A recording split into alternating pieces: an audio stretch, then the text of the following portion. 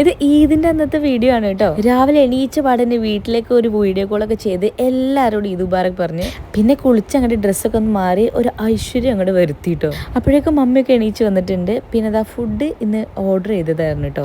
ഞങ്ങൾ ഇന്ന് ഇവിടുന്ന് ലഞ്ചൊന്നും കഴിക്കണില്ല. ഇന്ന് എൻ്റെ വീട്ടിൽ മഞ്ചേരിയിലേക്ക് പോവാണ് കേട്ടോ. സാധാരണ എല്ലാ പെരുന്നാളും ഇവിടെ എല്ലാവരും ഉണ്ടാവലുണ്ട്. പക്ഷെ ഇന്ന് എക്സാമും കാര്യങ്ങളൊക്കെ ആയിട്ട് ആർക്കും വരാൻ പറ്റിയില്ല. ആരും ഇല്ലാത്തതുകൊണ്ട് തന്നെ പിന്നെ ഞങ്ങൾ മഞ്ചേരിയിലേക്ക് അങ്ങോട്ട് പോയി ലഞ്ച് കഴിക്കാൻ വേണ്ടിയിട്ട് ഓർഡർ ചെയ്ത ഫുഡൊക്കെ ഞങ്ങൾ നെയ്ബേഴ്സിനും ചേച്ചിക്കൊക്കെ കൊണ്ട് കൊടുക്കുക ചെയ്തത് കേട്ടോ. ഉച്ചയായപ്പോൾ ഈദ് ഡ്രസ്സൊക്കെ ഇട്ടിട്ട് ഞങ്ങൾ മഞ്ചേരിയിലേക്ക് എത്തി. ഇത് ശരിക്കും പറഞ്ഞാൽ ഇതിൻ്റെ ഈദ് ഡ്രസ്സല്ല. എല്ലാ പെരുന്നാളിനും ഈ അതായത് സുജിൻ്റെ ഏട്ടനാണ് ഞങ്ങൾക്ക് പെരുന്നാൾ ഡ്രസ്സ് വാങ്ങിത്തരല്.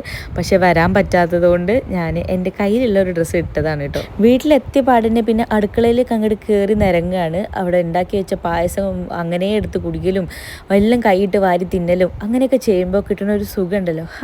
അങ്ങനെ ഞങ്ങൾ നല്ല ബീഫ് ബിരിയാണിയും ചിക്കൻ പൊരിച്ചതൊക്കെ കഴിച്ച് കഴിയുന്ന സമയത്താണ് താത്തയും മക്കളും എല്ലാവരും വന്നത് കേട്ടോ. പിന്നെ വീട് പറയണ്ടല്ലോ, ഒരു പൂരപ്പറമ്പാണ്. ആകെ ഒച്ചയും വിളിയും വർത്താനും കാര്യങ്ങളും ഫുൾ ഫണ്ണാണ് കേട്ടോ. പിന്നെ ഈദ് ഗിഫ്റ്റാണ്. ഇപ്പാക്കൊരു മുണ്ട് വാങ്ങിയിട്ടുണ്ടായിരുന്നു. പിന്നെ ഇമ്മാക്കൊരു കുർത്ത സെറ്റ് വാങ്ങിയിട്ടുണ്ടായിരുന്നു.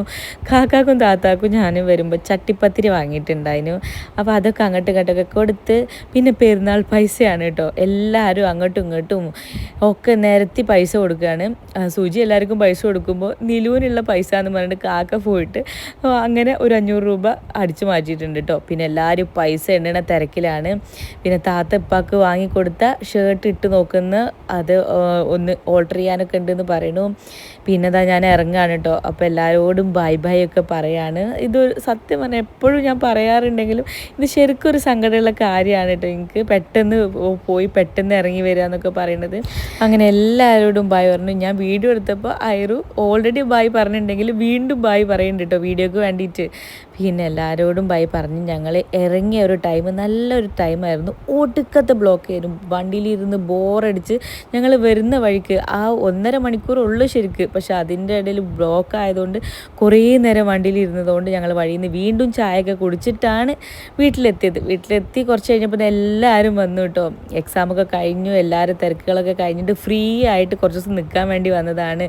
ജുബിയും ജീനും ഇയായും ബാബി എല്ലാവരും വന്നിട്ടുണ്ട്. ഞങ്ങൾ ഈ വീടും പൂരപ്പറമ്പായി മാറിയിട്ടുണ്ട് കേട്ടോ. ഒച്ചയും വിളിയൊക്കെ ആയിട്ട് പിന്നെ ഞങ്ങൾ എല്ലാവരും അങ്ങോട്ടും ഇങ്ങോട്ടൊക്കെ ഈദ് ഗിഫ്റ്റ് പോലെ ഒക്കെ കൈമാറുകയാണ് കേട്ടോ.